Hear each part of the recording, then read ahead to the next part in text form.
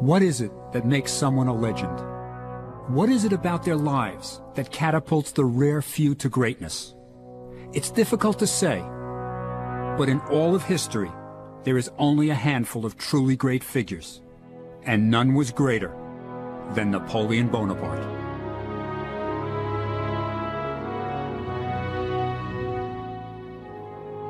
This is the tomb of the most famous ruler in the world, one of the most interesting and complex men who ever lived, and one of my favorite people.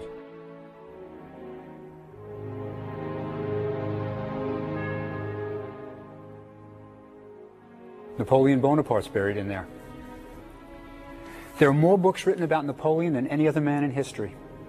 But you don't get to be that famous just by being a great general. He was a genius, interested in everything: art, literature, mathematics. You know our system of numbering houses? Odd numbers on one side of the street, even on the other? That was Napoleon's idea. But in spite of his fame, there's a mystery year in his life that practically no one knows about. But it's when a young general became Napoleon the Great. It was a year that changed the world.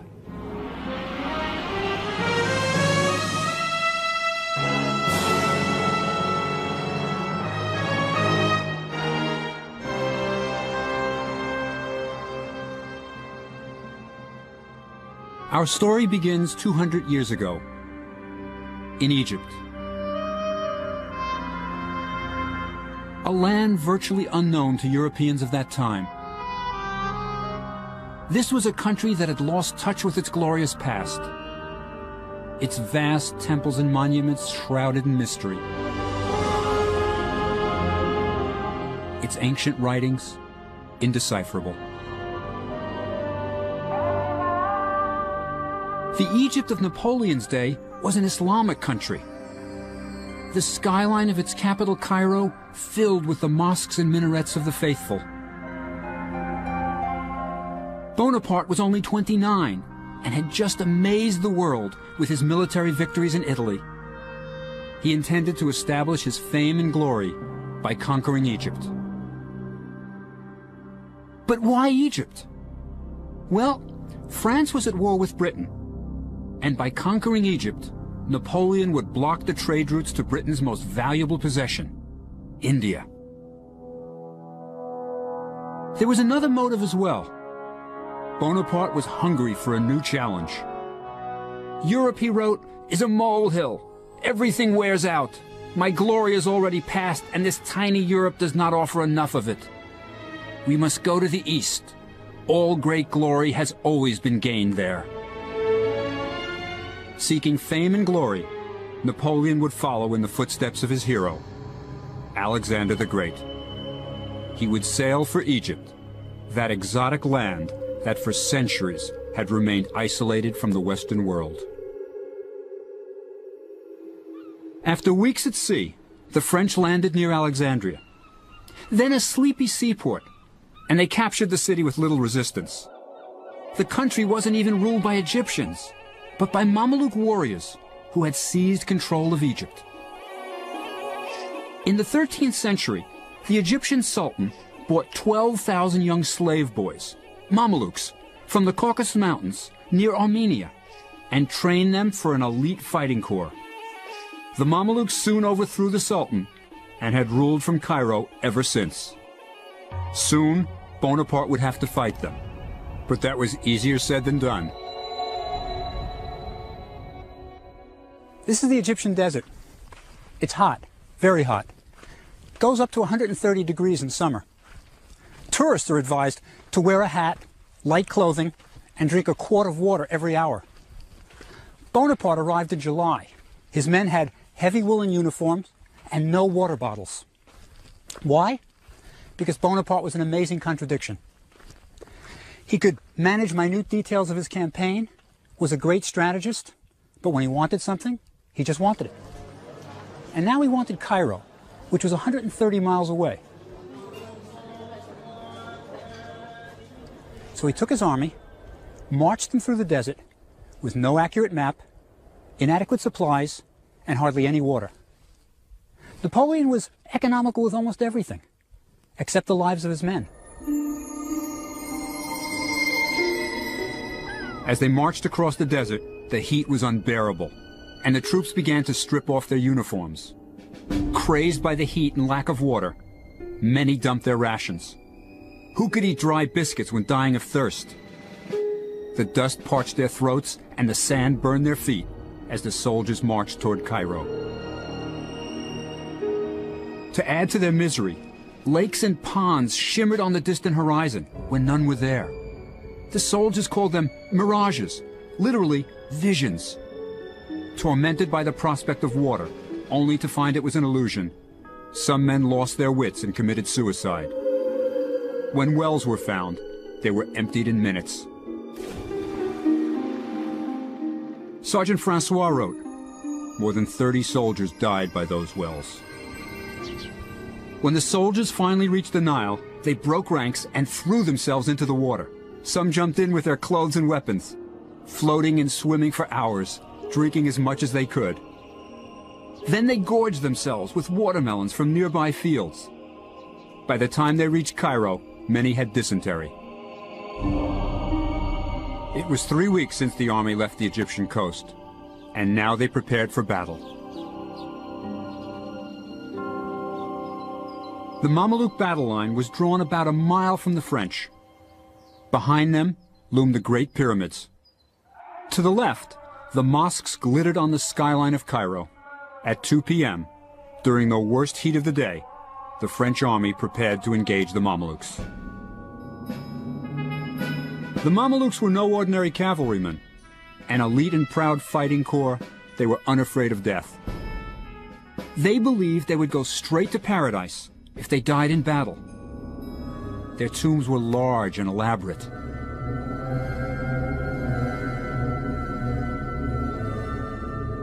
Bonaparte ordered his divisions to arrange themselves into the well-known square formation. Rifles at the outside, baggage and cavalry inside, and the artillery at the outer corners. The Battle of the Pyramids was unlike any other. For the first time in history, a European professional army would clash with the elite Oriental fighting class. It could have been billed as East meets West. The Mamelukes were fresh and confident. Their costumes were exotic, armed with daggers, rifles, battle axes and pistols. The Mamelukes were a formidable sight. Napoleon always knew how to inspire his men. Pointing to the pyramids, he shouted, "Soldiers, 40 centuries look down upon us." The Mameluke cavalry charged the French squares. The disciplined French troops waited until the Mamelukes were almost upon them and met the charge with devastating firepower. The attack was repeated again with the same result.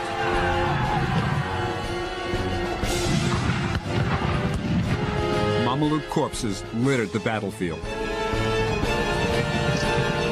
To the victor belongs the spoils, and the French were determined to collect. From the fallen Mamelukes, they stripped the jewels, gold, silver, and gathered up the fine weapons. This was their reward for all their suffering. Things were looking up.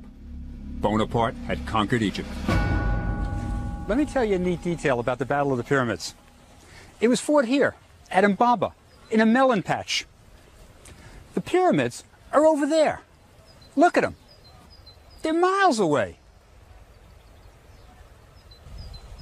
You see, Napoleon was concerned about how he'd go down in history. So he always gave his battles dramatic names. Battle of Mbaba, not so catchy. Battle of the Melon Patch, that's worse. So history knows it as the Battle of the Pyramids. Bonaparte had captured Cairo, and his officers happily moved into the palaces vacated by the retreating Mamelukes, sometimes even inheriting their harems. But in a sense, the Cairo of 200 years ago was two cities. There was the Cairo of the masses, teeming with bustling bazaars that offered exotic products of every kind, from frankincense and myrrh to fezzes. Craftsmen made baskets, rugs, pottery. The French soldiers were fascinated by the covered markets and traded buttons from their uniforms for goods. Besides the strange and wonderful wares of the bazaar, there was the exotic slave market, where for a month's wages, you could buy a slave girl. Then there was the glorious Cairo of the Mamelukes, whose mysterious palaces were full of hidden rooms.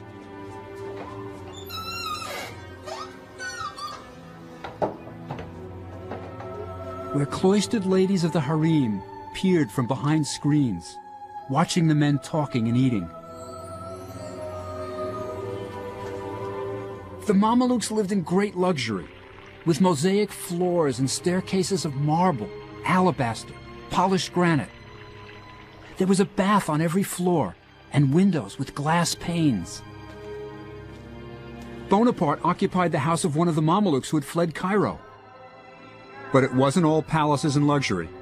Napoleon had to deal with the fact that Egyptians, rich or poor, were bound together by one thing: a consuming devotion to their religion, Islam. So Bonaparte, being a practical man, announced, "I am not Christian, and my army and I want to become Muslims." It's really pretty wild stuff. It's as if the President of the United States had arrived in Cairo and announced that he and his entire entourage was converting to Islam. It's incredible. But you know, you have to remember, Napoleon has just been through the French Revolution. He's really a radical. And he's saying things that no other general on the planet would say. There was a small problem with conversion, however. Muslims do not drink alcohol, and the males are all circumcised. Two prospects that held little appeal for the French soldier.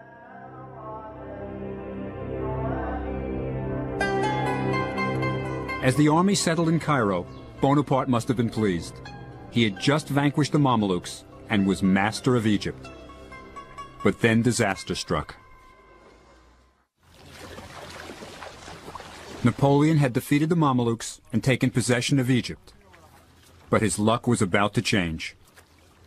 In this bay at Abu Qir, on Egypt's Mediterranean coastline, Napoleon came face to face with disaster. You see, he wasn't alone.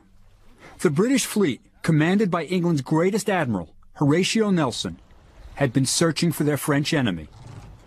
And at Abu Qir, they finally cornered their prey. The French admiral had wanted to sail his warships to a safer anchorage, but Napoleon insisted they stay in the Egyptian waters. It was a decision that was going to cost him. That's because Abu Qir Bay is an admiral's nightmare, an unprotected shallow bay that today is only used by fishermen who wouldn't dream of mooring overnight, let alone anchor there for a month. The French admiral, Brie, anchored his fleet as close to the coast as he dared, and aimed all his cannons seaward in case Nelson found them, which is exactly what happened. At 2 o'clock, on the afternoon of August 1st, Nelson spotted the entire French fleet at Abu Qir Bay. If he waited for his fleet to catch up to him, it would be 6 o'clock before he attacked. With only a couple of hours of daylight remaining, Nelson decided to fight the most spontaneous naval battle in history. The French expected the British to fight in the accepted way, to wait until daybreak, and then sail their ships opposite the French and fire away until one surrendered.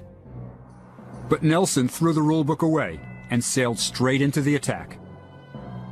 As the British ships neared the French line, they saw that they could slip between the shore and the anchored French ships. Never expecting to be attacked from the shore, the French had no guns facing in that direction, and the battle became a rout. As the battle raged through the night, the roar of cannons and screams of the wounded and dying filled the air.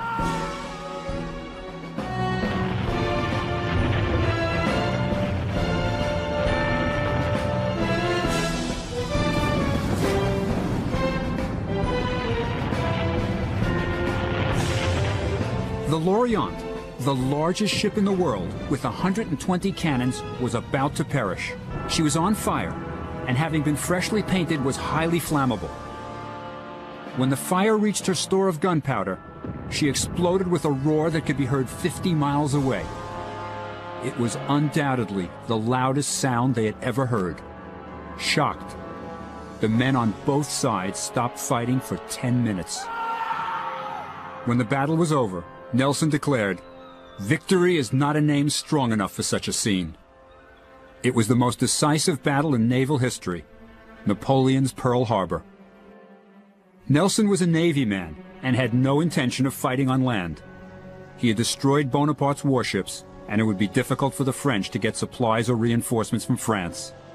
He dryly commented, "Their army is in a scrape and will not get out of it." And he sailed away, leaving the French stranded in Egypt.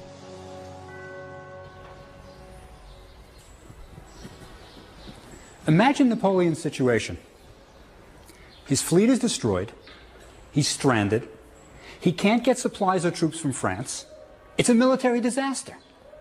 What's he going to do?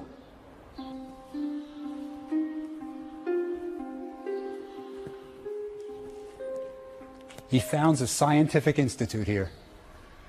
This is no ordinary soldier. This is a general with incredible drive and intellectual ability. Napoleon's institute was made up of scientists, scholars, and artists whom he brought with him to study every aspect of Egypt. One of my favorites was Vivant Denon, the artist who helped Bonaparte bring Italian art back to France during the Italian campaign. At 55, Denon was one of the oldest members of the Egyptian campaign, but was quite happy to sketch the temples as bullets whizzed by his head. Then there was General Caffarelli, who led the engineering corps. He had lost a leg fighting in Germany and scurried about on a wooden one. Bonaparte really liked his spirit and took Caffarelli with him wherever he went. At the first session of the Institute, Bonaparte, the vice president, suggested research topics for the scientists, such as, how can the bread be improved? He is a Frenchman. Are the raw materials for gunpowder available in Egypt? He is a soldier. How can we improve the legal system of Egypt? He's a thinker, too. The scientists were free to investigate topics of their own, and even the most timid was more eager to explore the pyramids than to study bread ovens. With the institute formed, Bonaparte was now ready for his tour of the pyramids. And like every other tourist, he was probably shown a mummy. When Bonaparte visited the pyramids, he must have been really impressed. Remember, the Great Pyramid was twice as tall as any building in France. Until the Eiffel Tower, it was the tallest building on Earth. Napoleon urged some of his soldiers to climb the Great Pyramid, but he remained at the base. He had a sharp mathematical mind and calculated that there were enough stones in the three large pyramids to build a wall 9 feet high and 3 feet thick around France.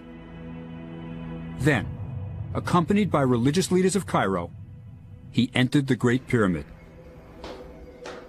They came in through an entrance made by tomb robbers centuries before them.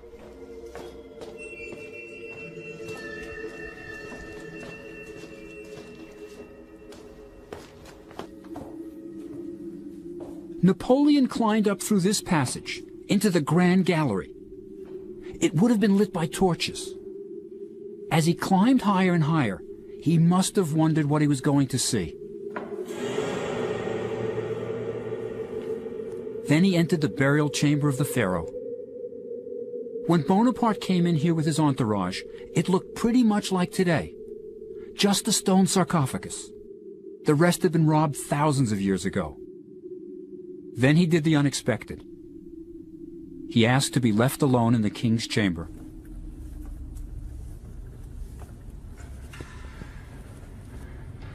We don't know for sure what happened in here when Bonaparte was by himself. But as he was leaving, one of his officers noticed he was a little pale and asked him if anything strange happened. Bonaparte told him never to mention it again. Towards the end of his life, Napoleon was about to tell someone what had happened. But then he changed his mind. He said, "No, never mind. You wouldn't believe it." Maybe he saw Alexander the Great. Great men are supposed to have visions. And Bonaparte was never afraid to dream the big dream. While Bonaparte dreamed of building an empire in the East, back in Paris, he had real problems. A scandal was about to break that would plague him for the rest of his life.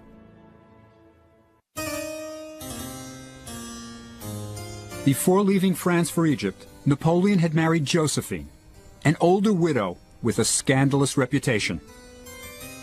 As soon as he was away in Egypt, Josephine began living up to her reputation for excess and self-indulgence. She spent her husband's money as if there was no end to it, and bought Malmaison, a chateau on the outskirts of Paris, which she lavishly furnished. She was indiscreet, running around Paris with a series of stylish young men. People began to talk. Napoleon chose to ignore the letters telling him of her infidelities and to dismiss the obvious. Napoleon really understood men. He could get them to do anything for him. But when it came to women, he didn't have a clue. Anyone who did wouldn't have married Josephine. But finally, Bonaparte was forced to accept the reality of Josephine's infidelities. Distressed by the knowledge of Josephine's trysts, Napoleon soon found solace in the arms of Pauline Faure, the 20-year-old wife of one of his lieutenants. Lieutenant Faure was quickly sent on a fool's errand to Paris, and Pauline moved into a mansion next to Napoleon's. While the affair flourished, the Scientific Institute began their study of Egypt. The artist Denon was overwhelmed by the sight of the Sphinx and wrote, "Although its proportions are colossal, those contours which have been preserved are supple as they are pure. The expression on the face is gentle, graceful, and serene. The mouth, with its thick lip, has sensuality in its sweep and refinement of the execution that are truly admirable. It is living flesh." Denon wanted to see the rest of Egypt, so he accompanied the French army pursuing the Mamelukes in the south. He would be the first to sketch the southern monuments from Egypt's ancient past. He would have a chance to wonder at the great temples, at Karnak and Luxor, sketch the mysterious carvings in the Valley of the Kings, gaze on the colossi of Memnon. He would record it all. His only fear was that he might not have enough time and materials. He did in fact run out of pencils, and solved the problem by melting lead bullets and improvising. We still call them lead pencils today. Overwhelmed by the antiquities of Egypt, Denon was constantly asking the soldiers for more time to draw the temples and tombs. He was the first professional artist to enter the Valley of the Kings, the legendary burial place of Egypt's pharaohs. Denon had never seen such a landscape. An isolated valley, gleaming white in the sun, totally devoid of life. And carved into the sides of the valley were what looked like caves, half clogged with debris. Inside were the tombs of the kings. He was desperate to record the tomb paintings with their vibrant colors. How was it possible to leave such precious curiosities without taking a drawing of them? How to return without a sketch to show? I earnestly demanded a quarter of an hour. I was allowed 20 minutes. One person held a taper to every object that I pointed out to him, and I completed my task with spirit and correctness. Denon wasn't the only scientist working in the Valley of the Kings. Two of the youngest members of the Institute, René Devilliers and Prosper Jollois, were having the time of their lives.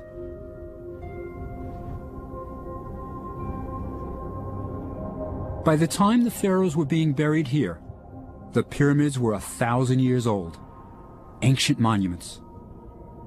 So the kings of Egypt selected a spot topped by a natural pyramid to look over their tombs.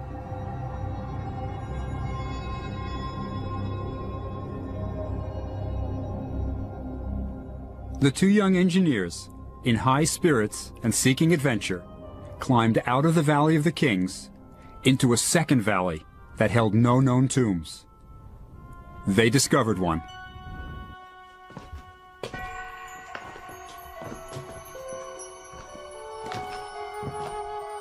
After scrambling through descending passages, they came to a deep shaft designed to protect the tomb by catching water from the occasional rainfall. There they came face to face with the owner of the tomb. But they had no idea who he was. You see, it would be another 20 years before anyone would decipher the hieroglyphs and read the names. Our young friends had discovered the tomb of Amenhotep III, one of the greatest kings of Egypt. This was the king who built some of Egypt's grandest monuments.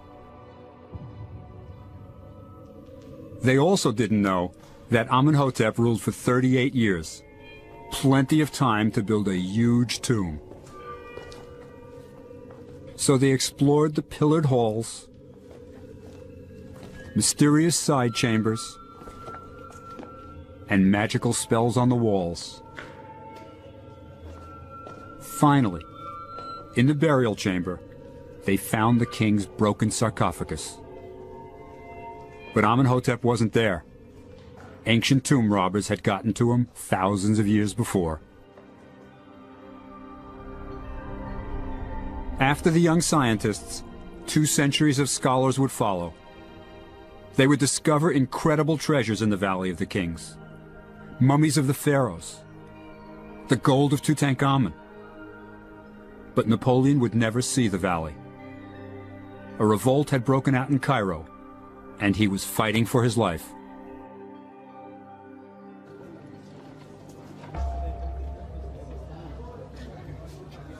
The Cairo coffee houses, just as today, were where Egyptians gathered to smoke and drink strong Turkish coffee. Don't ask for latte here. The talk was inevitably of politics and the French invasion, but the whispers were of revolt. Bonaparte's hold on the city was slipping. All along, Bonaparte tried to convince the Egyptians that he was really a fellow Muslim, their friend and liberator. They never really believed him. Besides, he was taxing them to death to support his army. There were other problems, too. An Arab writer of the time noted, "The presence of the French in Cairo was intolerable, especially when the Egyptians saw their wives and daughters walking the streets unveiled and appearing to be the property of the French, with whom they were seen in public and with whom they cohabited. Before these facts, Muslims died of shame." The makings of a revolt were beginning to bubble. From their pulpits, the religious leaders of Cairo preached against the French infidels, and on October 21st, all hell broke loose. One of the religious leaders cried, "Let all those who believe there is but one God take themselves to the Mosque of Al-Azhar. Today is the day we fight the infidel." By 6 in the morning, faithful Muslims were running through the crowded Cairo streets with sticks and muskets.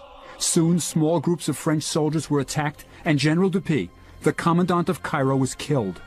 Bonaparte raged from his headquarters and ordered the cannons of the citadel to be aimed at Al-Azhar Mosque and anything else near it.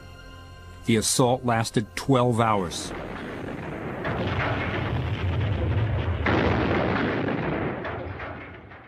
One Arab account says this bombardment was so terrible that people ran into the streets to hide in holes.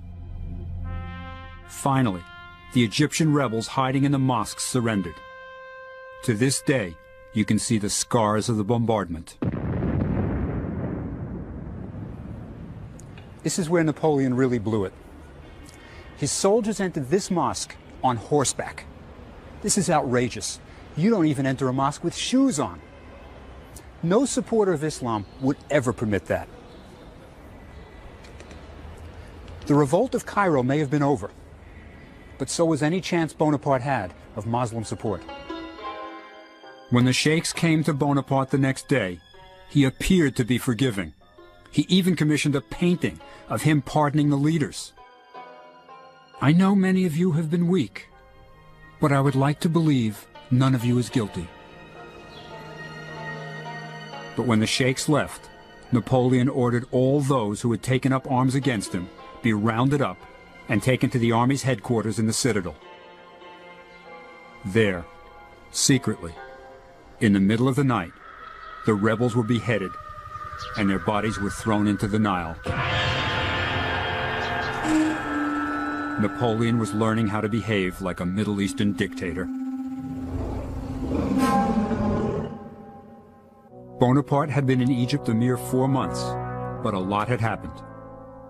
He had defeated the Mamelukes, established a scientific institute, lost an entire naval fleet, crushed a revolt, and discovered that his wife Josephine was unfaithful to him.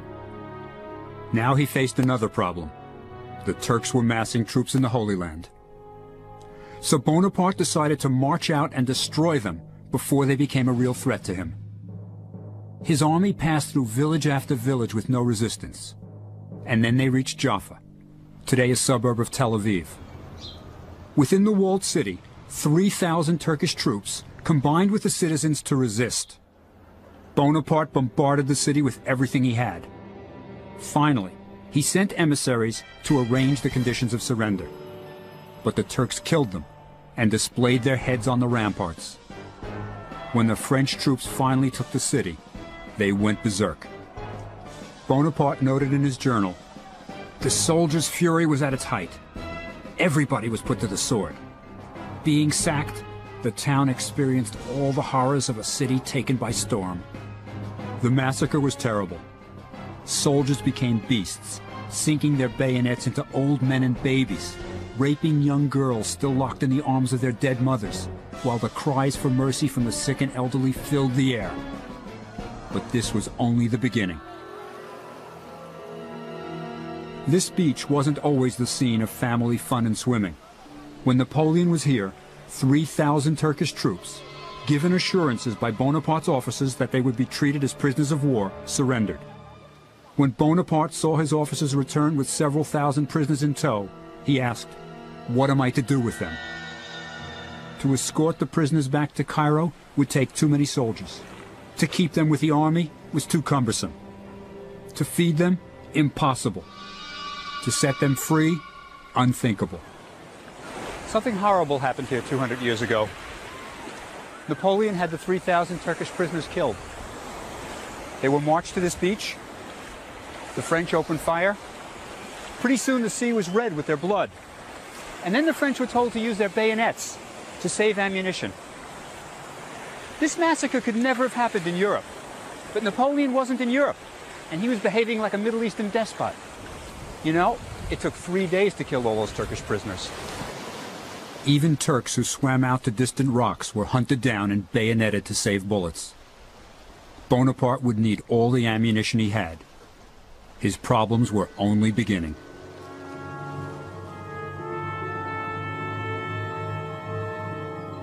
When Napoleon entered the Holy Land, the plague was raging and dozens of his men were dying every day. To ease the suffering of his troops, Napoleon opened a hospital in Jaffa that was soon overflowing with victims. Everyone was terrified of the plague. For centuries, the disease had decimated entire countries. It seemed to come from nowhere, and no one knew its cause. What people did know was that it was a horrible death that began with fever and huge pustules covering the entire body. As the fever raged, the victims' tongues would swell, and their thirst became unbearable. The plague was killing dozens of men every day, but even worse than the loss of men, it was demoralizing Napoleon's army. Soldiers were afraid to assist their stricken comrades. Bonaparte had to stop the panic. So he declares that fear is the cause of the plague, and courage the cure. Not very sound medical advice, but he's willing to back it up. So he comes here, to this plague hospital. He talks to the patients, and then, master of the grand gesture, he shocks everyone. Lying at his feet is a hideous corpse. The soldier's uniform is stained by burst pustules. What does he do? He kneels down here, picks up the dead man, carries him to a more dignified resting place, and places him down. Say what you will about Bonaparte. He wasn't afraid. That's why his armies would do anything for him. Later, Bonaparte would have this event immortalized in a painting, where the dead soldier is shown as alive, and the hospital appeared far grander than it really was. better for the legend. As horrible as it was, the plague was not the fiercest of Bonaparte's opponents. That was yet to come. When Napoleon's army reached the city of Acre, they faced one of the cruelest tyrants in the Holy Land, Djejer Pasha. Djejer was called the Butcher because most of his servants were missing an ear or an eye, the punishment for making a mistake. Djejer's fort, which defended the city of Acre, was almost perfectly situated, with only one heavily fortified side facing the land. That was a crucial point in the battle to follow. You see, there are two basic tactics if the enemy is protected in a fort. A, set up your camp around the fort and starve him out. B, storm the fort. But Bonaparte couldn't starve him out. The enemy English fleet sailed up to the fort and supplied Djejer Pasha with all the provisions he needed. That leaves Plan B, storm the fort. But there was a problem here too. The fort was very well protected, with some of the newest and largest cannon in the whole Middle East. Napoleon had lost all his heavy artillery to the British Navy. And to attack a fort like this, without heavy weapons on your side, is military suicide. Any other general would have given up. So what did Napoleon do? He attacked the fort. Like I've said, he's 29 years old, and he's never lost a major battle. But the assault would be extremely difficult. The British had placed cannons on a small island just offshore to protect the fort's most vulnerable area, the city's main gate.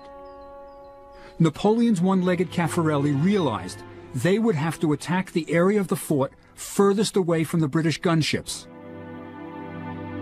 So he chose to attack a corner tower.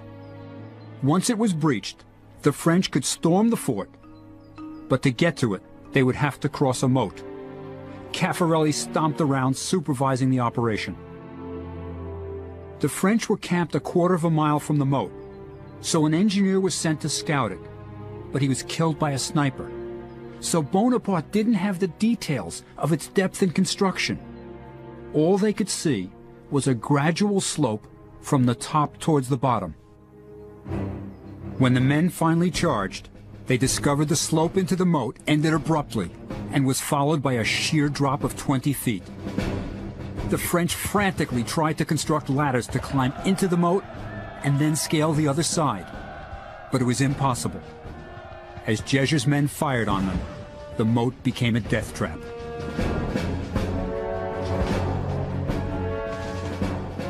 Napoleon hated sieges because troops were forced to attack one small area. He liked battles involving open troop movements, where his genius as a strategist could come into play. This was not his game. Now Bonaparte was running out of ammunition. So he printed a special order of the day, encouraging his men to sneak onto the battlefield and retrieve cannonballs. Each man was paid according to the size of the cannonball he brought back. Some enterprising soldiers built a mock fortification on the beach, hoping Djejer or the British would fire some large ones at it, because it was easier to dig cannonballs out of the sand. And they were paid twice as much for the big ones. The soldiers could certainly use the extra money. They hadn't seen their regular pay in months. In spite of Bonaparte's efforts, Acre wouldn't fall, and the word arrived that more Turkish troops were preparing to invade Egypt. Napoleon had to fold his tent and sneak out in the middle of the night. He had just experienced his first major defeat in battle. But you would never know it from the message he sent back to Cairo. I have razed Djejer's palace and the ramparts of Acre, and I have bombarded the city in such a manner that not one stone remains in place. Now that's damage control. You can still see the fort standing on the Israeli coast today.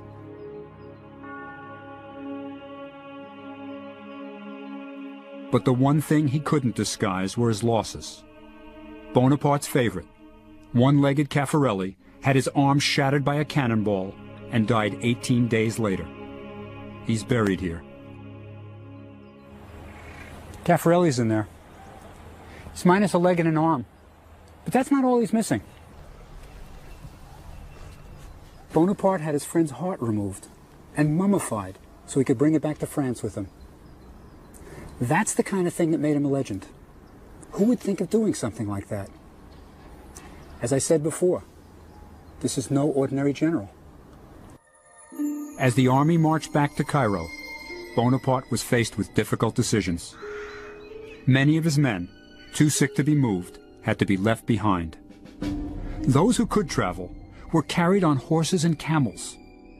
But the animals were also needed to pull the field guns, and Napoleon didn't have nearly enough.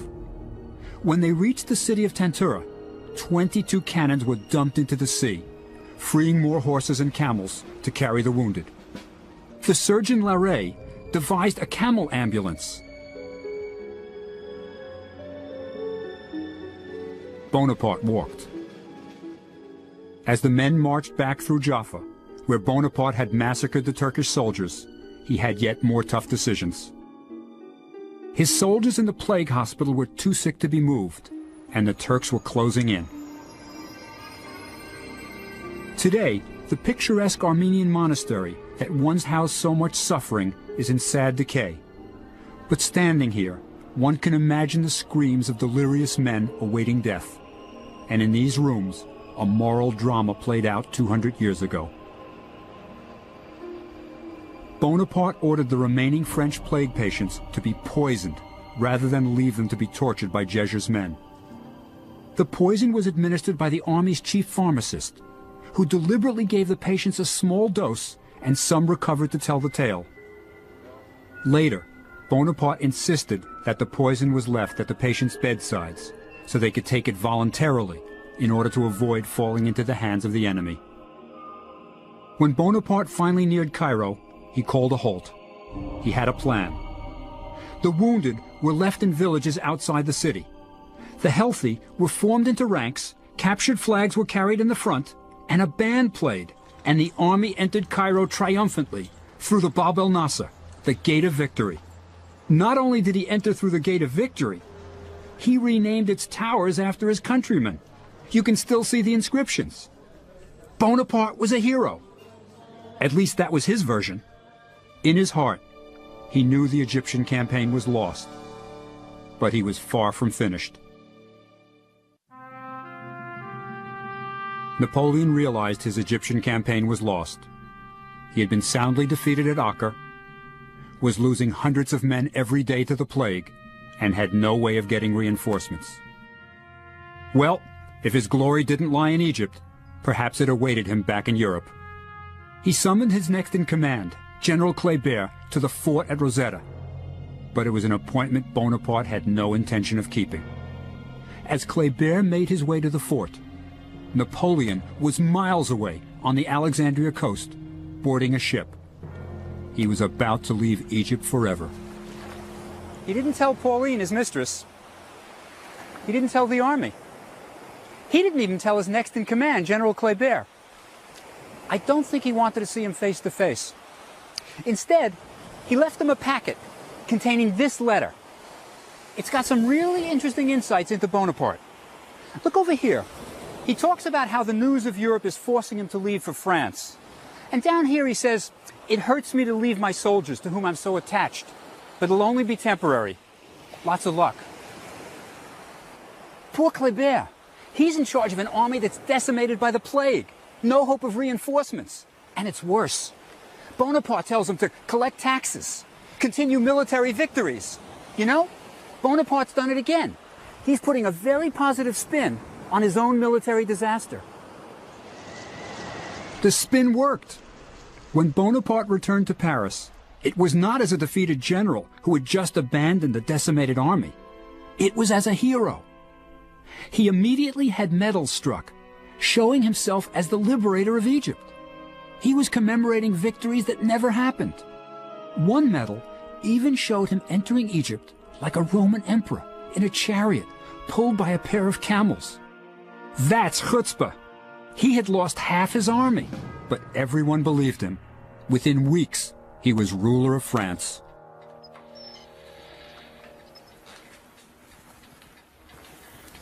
Well, as I said before, Napoleon knew how to spin his own legend, but he sure didn't know much about women.